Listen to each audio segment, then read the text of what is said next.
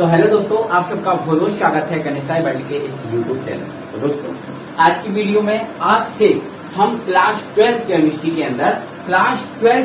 के अंदर दोस्तों हम चैप्टर नंबर 4 या फिर हम कहें यूनिट 4 स्टार्ट कर रहे हैं, जिसका नाम है रासायनिक बल गतिकी, जिसको हम इंग्लिश में क्या बोलेंगे, केमिकल काइनेटिक्स। जी हाँ दोस्तों, केमिकल काइनेटिक्स पढ़ने वाले हैं।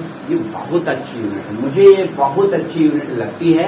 इसका मतलब ये यूनिट आपको भी बहुत ज्यादा इंटरेस्टिंग लगने वाली है। बहुत मस्त यूनिट है, अच्छी यूनिट है, बोरिंग यूनिट नहीं। यहाँ पर जो थ्योरेटिकल पार्ट है वो कम से कम है, ठीक है। तो ये बोरिंग यूनिट नहीं है, बस यहाँ पर हमें समझना जरूरी है। टॉपिक को समझते जाएंगे और यहाँ पर ये भी है, एक टॉपिक समझेंगे तो एक टॉपिक से कई टॉपिक हमारे निकलेंगे, ठीक है। तो यहाँ पर ये मस्त यूनिट है, अच्छी यूनिट है, ठीक है। तो सबसे पहले दोस्तों इस यूनिट में हम बात करेंगे कि जो रासायनिक बल गतिकी है ये क्या, केमिकल काइनेटिक्स क्या।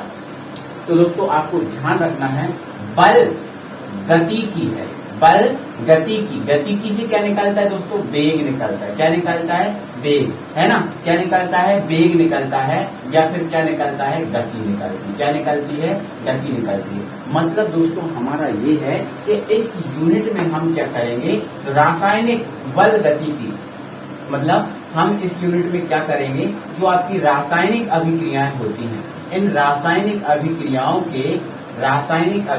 के वेग और गति के बारे में अध्ययन करेंगे। जी हाँ दोस्तों, हम इस यूनिट में क्या करेंगे, रासायनिक अभिक्रियाओं की गति या फिर हम वेग के बारे में अध्ययन करेंगे, ठीक है।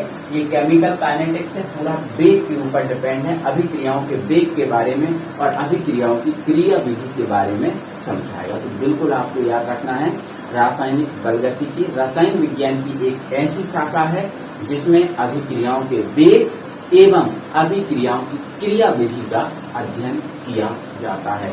अभिक्रियाएं की क्रिया विधि और अभिक्रियाओं के वेग के बारे में ही टोटल यहाँ पर बात की जाएगी, ठीक है। तो अभिक्रियाओं के वेग या अभिक्रियाओं की गति के बारे में इस यूनिट में बात की जाएगी, ठीक है, ओके। अब गति के आधार पर अगर अभिक्रियाओं को देखें, है ना, तो अब देखो गति के आधार पर बात की जा रही है, वेग के आधार पर बात की जा रही है, तो अभिक्रियाओं का वेग हम निकालेंगे, कोई दिक्कत नहीं, निकालेंगे। बट बात पहले ये है कि जो गति होती है, इस गति के आधार पर अभिक्रियाएं कितनी होती हैं। तो आपको बता दें दोस्तों, जो गति होती है, इस गति के आधार पर अभिक्रियाएं 3 प्रकार की, ठीक है। कितने प्रकार की अभिक्रियाएं होती है, 3 प्रकार। पहली जिसका अभिक्रिया का नाम है, तीव्र अभिक्रिया। दूसरी अभिक्रिया जिसका नाम है मंद अभिक्रिया, और तीसरी अभिक्रिया जिसका नाम है सामान्य अभिक्रिया। तो अभिक्रियाएं गति के आधार पर 3 ही हो सकती हैं। जो बहुत ज्यादा तीव्र गति से संपन्न हो उन्हें तीव्र अभिक्रिया, जो बहुत ज्यादा मंद गति से संपन्न हो उन्हें मंद अभिक्रिया, और जो ना ज्यादा तीव्र और ना ज्यादा मंद गति से संपन्न होती है उन्हें बोलते हैं सामान्य अभिक्रिया। क्लियर। तो आप डाल देंगे हेडिंग तीव्र अभिक्रिया, ठीक है। तो ऐसी अभिक्रियाएं, कैसी अभिक्रियाएं, ऐसी अभिक्रियाएं जिनके संपन्न होने में, या फिर हम ऐसा कहें, ऐसी अभिक्रियाएं जिनमें अभिकारकों को आपस में मिलाने पर वह शीघ्र ही संपन्न हो जाती है। मतलब अभिकारकों को बस मिलाना है और जैसे ही हम मिलाएंगे तुरंत अभिक्रिया संपन्न। ऐसी अभिक्रियाओं को बोलते हैं तीव्र अभिक्रियाएं। और एक विशेष तौर से एक लाइन लिख लेना है कि इन अभिक्रियाओं का ये अभिक्रियाएं होती है, तीव्र अभिक्रियाएं होती हैं, ये 10⁻⁻16 सेकेंड से 10⁻⁻14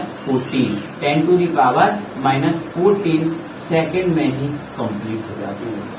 ये ऐसी अभिक्रियाएं हैं जो 10⁻⁻16 से 10⁻⁻14 सेकेंड में ही संपन्न हो जाती है। इनको कंप्लीट होने में बहुत कम समय लगता है, ना के बराबर समय लगता है, क्योंकि तुरंत मिलाया और तुरंत कंप्लीट। कहते हैं ना, ये इस कहावत के ऊपर डिपेंड होती है, हनुमान जी की पूंछ में लग ना पाई आग, लंका सारी जल गई, गए निशाचर। मतलब हनुमान जी की पूंछ जो थी ना, उसमें आग नहीं लग पाई और लंका जल गई। सोचो ये कितनी तीव्र अभिक्रिया है। उधर आग लगा रहे होंगे, इधर लंका जल रही होगी। बहुत तीव्र अभिक्रिया, ठीक है। आपने देखा है दोस्तों, आपने टीवियों में देखा होगा, आपने टेलीविजन में, मोबाइल में देखा होगा, हम देखते हैं फिल्मों को, तो जाते जाते कार एकदम फूट जाती है, जाते जाते कार एकदम फूट जाती है। कितनी तीव्र अभिक्रियाएं है ना। तो ऐसी अभिक्रियाएं, अगर हम पेट्रोल जैसे मान के चलो एक पात्र है जिसमें मेरे पास पेट्रोल भरा है और माचिस की काड़ी को जलाएंगे, ये माचिस की काड़ी उस पेट्रोल तक नहीं पहुंच पाएगी और ये जो पेट्रोल है वो जल जाएगा। कितनी तीव्र है ना। तो ऐसी अभिक्रिया जो तीव्र वेग से संपन्न हो जाती है उन्हें क्या बोलते हैं मेरे भाई, हम तीव्र अभिक्रिया, ठीक है। तो ध्यान रखना इस बात को कि है ना, जैसे मान के चलो सोडियम का वायु से क्रिया तीव्र अभिक्रिया, ठीक है। पेट्रोल का है ना आदि से क्रिया तीव्र अभिक्रिया, ठीक है। इसी प्रकार की दोस्तों तीव्र अभिक्रियाएं होती हैं। और तीव्र अभिक्रियाओं के कुछ हम केमिकल एग्जाम्पल देख लेते हैं, केमिकल एग्जाम्पल देख लेते हैं तीव्र अभिक्रियाओं के, ठीक है। जैसे हमारा फर्स्ट एग्जाम्पल है दोस्तों, यदि हम बेरियम क्लोराइड, ये हमारे पास क्या है, बेरियम क्लोराइड, क्या है हमारे पास बेरियम क्लोराइड। यदि इस बेरियम क्लोराइड में दोस्तों यदि हम सल्फ्यूरिक अम्ल डाल दें, क्या डाल दें मेरे भाई, सल्फ्यूरिक अम्ल डाल दें, तो ये मेरे भाई ये बेरियम क्लोराइड है। जैसे मेरा एक पात्र हमारे पास ये है, इसमें क्या है मेरे भाई, मेरे पास बेरियम क्लोराइड है, क्या है बेरियम क्लोराइड। और यहाँ से हम क्या डाल रहे हैं, H2SO4। तो ये H2SO4 बेरियम क्लोराइड में जैसे ही पहुंचेगा तुरंत अभिक्रिया कंप्लीट हो जाएगी। मतलब इस बेरियम क्लोराइड को जब इसको डाल रहे होंगे तभी आभास हो जाएगा कि हाँ सल्फ्यूरिक अम्ल आ रहा है और तभी से क्रिया हो जाएगी और जैसे ये पहुंचेगा तब तक क्रिया कंप्लीट है ना। तो ध्यान रखना मेरे भाई, बेरियम क्लोराइड में जब यदि सल्फ्यूरिक अम्ल डाल दिया जाए तो अभिक्रिया तुरंत संपन्न हो जाती है। फलस्वरूप बेरियम सल्फेट और HCl बन जाता है, बेरियम सल्फेट और HCl बन जाता है। यहाँ पर इसको क्लियर, ये तीव्र अभिक्रिया है, क्या है भाई, तीव्र अभिक्रिया है। और इस अभिक्रिया के संपन्न होने में मात्र इतना समय लगेगा 10⁻⁻16 से 10⁻⁻14 सेकेंड, नाम मात्र समय। इसी प्रकार दोस्तों अगर दूसरे एग्जाम्पल की बात करें, यदि हम सिल्वर नाइट्रेट, इसमें मेरे भाई सिल्वर नाइट्रेट AgNO3, ये हमारे पास यदि इस सिल्वर नाइट्रेट में हम NaCl डाल दें, क्या डाल दें, NaCl मतलब नमक, तो ये अभिक्रिया तुरंत संपन्न होगी। तो यहाँ से Ag क्या करेगा, इस Cl को क्रिया करेगा, हाँ, और Na इसके साथ क्रिया करेगा, तो ये बना लेगा AgCl और NaNO3। तो ये जो अभिक्रियाएं हैं दोस्तों तीव्र अभिक्रियाएं हैं, जो ऐसी अभिक्रियाएं हैं जिनके संपन्न होने में नाम मात्र का समय लगता है, तुरंत ये क्रिया करती हैं और तुरंत ये संपन्न हो जाती है। तो विशेष तौर से इनको ध्यान रखना, ये तीव्र अभिक्रिया है। अब बात कर लेते हैं दोस्तों मंद अभिक्रियाओं की, इसकी भाई मंद अभिक्रियाओं। तो मंद अभिक्रिया क्या होती है दोस्तों, मंद अभिक्रिया एक ऐसी अभिक्रिया होती है, ठीक है,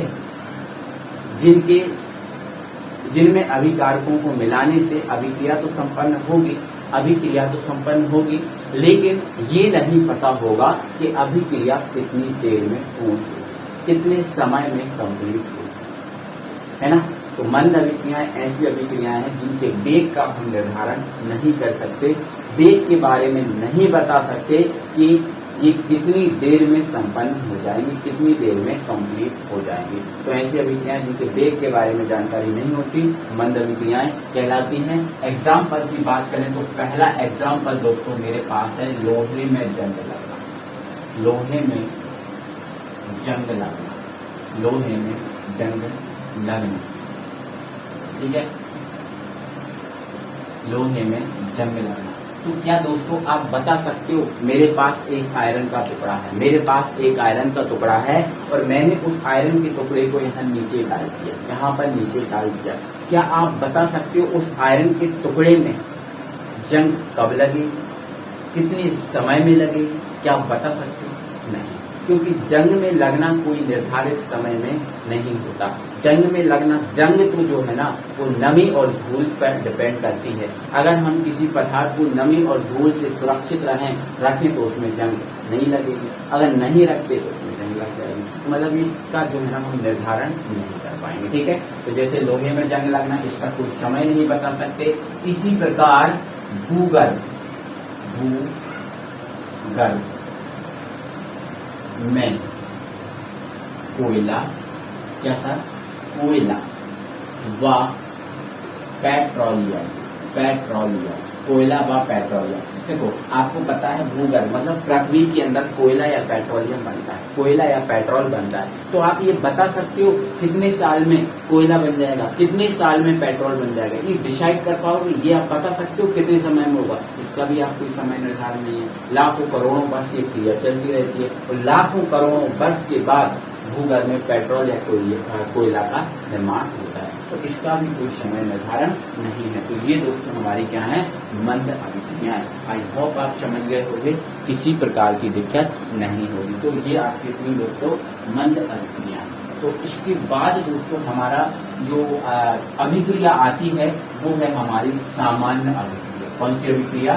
सामान्य। तो दोस्तों सामान्य अभिक्रिया होंगी क्या? देखो तीव्र अभिक्रिया तीव्र वेग से संपन्न हो जाती है, मंद अभिक्रिया मंद वेग से संपन्न होती है। अब तीव्र अभिक्रिया मंद अभिक्रिया मंद वेग से, तो सामान्य अभिक्रियाएं किस वेग से संपन्न होंगी? आपको बता देते दोस्तों, ऐसी अभिक्रियाएं जो ना ज्यादा तीव्र और ना ज्यादा मंद वेग से संपन्न होती हैं, उन्हें हम बोलते हैं सामान्य, है ना। इनके समय का हम निर्धारण कर सकते हैं। जैसे मान के चलो दूध से दही बनना, हमें पता है दूध से दही लगभग 4 से 5 घंटे में बन जाता है दूध से दही बनना। जैसे जल में शक्कर को घोलना, जल में हम किसको डाल दें? शक्कर को डाल दें, तो जल में शक्कर का घोलना ये भी आपको पता है। जैसे जल में शक्कर डाल दी, उसको घोलेंगे तो 2-5 मिनट में आराम से घुल जाएगी, है ना। दूध से दही बनना ये हमें पता है ना। ये कौन सी क्रियाएं हैं, है ना, ये कौन सी क्रियाएं हैं? सामान्य अभिक्रियाएं, है ना। क्लियर हुआ? जैसे सब्जी खराब होती है ना, बुस जाती है, जिसको कहते हैं बुस गई, है ना। तो सब्जी कितनी देर में बुस जाती है आपको पता होना चाहिए ना आपका, है ना। तो ये कौन सी अभिक्रियाएं हैं? सामान्य अभिक्रियाएं। ठीक है, तो विशेषतः इनको याद रखना है। सामान्य अभिक्रियाएं जो ना ज्यादा तीव्र और ना ज्यादा मंद वेग से संपन्न होती है, उन्हें सामान्य अभिक्रियाएं बोलते हैं। एग्जाम्पल पे अगर बात करें तो आपका क्या हो जाएगा? शक्कर का जल में घुलना, शक्कर का जल में घुलना ये एक सामान्य अभिक्रिया है। ठीक है, दूध से दही बनना ये एक सामान्य अभिक्रिया है। ठीक है, और अगर केमिकल एग्जाम्पल की बात करें तो ये दोस्तों मेरे पास है हाइड्रोजन परऑक्साइड।